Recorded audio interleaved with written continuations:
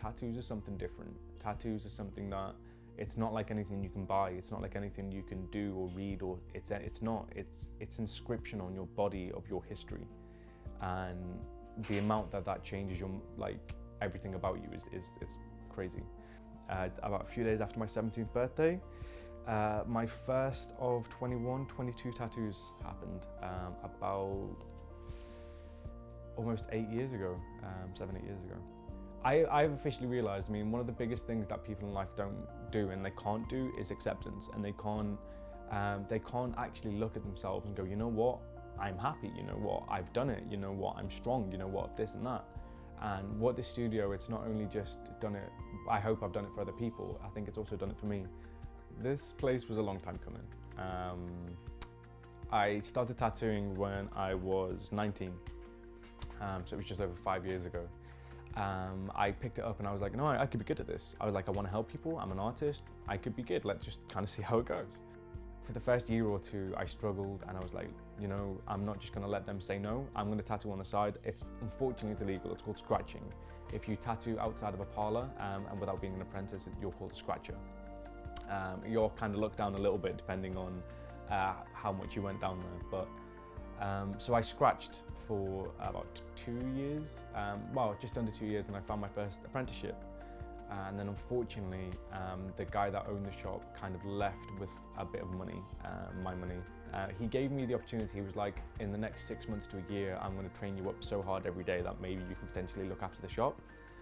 So after that happened, I got a bit disheartened, and a very, very wise woman once said, just do what you want to do. Just literally don't even think. If the second you think you want to be something or do something, you just go out, you apply, you do it.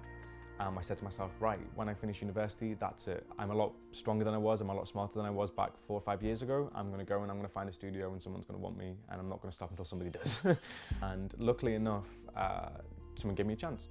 So I spent almost every single penny I had, and I spent every single day I could building up the studio, creating this persona, creating Amethyst Ink, a place where people can come and feel safe and get beautiful artwork, but relax and talk and experience tattoo that isn't taboo. It's not thugs, it's not criminals, it's people that want to express themselves, that want to heal, that want to have beautiful artwork, that, you know, there's a safe place for people. I'd say 1 in 20, 1 in 25 people genuinely want a tattoo to heal themselves or for a love memory of somebody. But it's the 1 in 20 that really make the difference. And it's the 1 in 20 that every time I do it, I'm just like, yeah, okay, I'm happy doing what I do. So, unfortunately, growing up, I have not had a simple life. And I have knew so many people, so many that have harmed themselves, and that unfortunately have took their own life. And there's too much of it in the world, basically there is.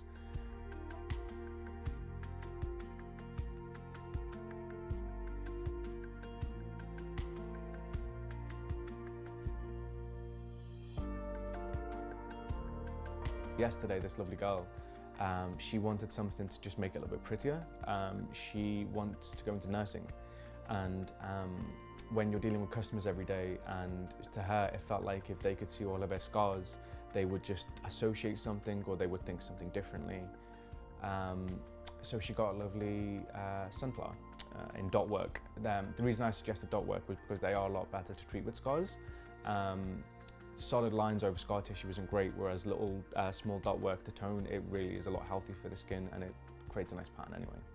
Unfortunately, my father passed away when I was 5 months old.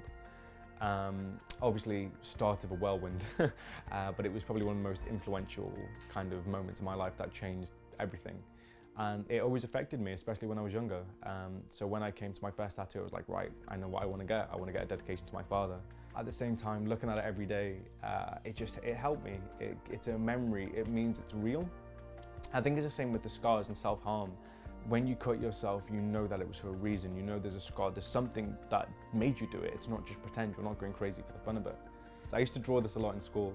I got in trouble once. Must have been only about 14, 15. I drew it on a pen, and my teacher came and was like, that's a tattoo, what the hell, blah, blah, blah. And the teacher started really fuming, and I was like, it's a pen. And they started fuming, but I used to do it all the time to draw on my own. It is now almost exactly been 6 months being here, and it is almost a year on Wednesday, so in about 3 or 4 days it will have been a year since I officially got my license, I officially built my studio, I officially opened Amethyst Ink, and actually kind of realised the dream of owning my own studio and doing tattooing the way I think it should be done.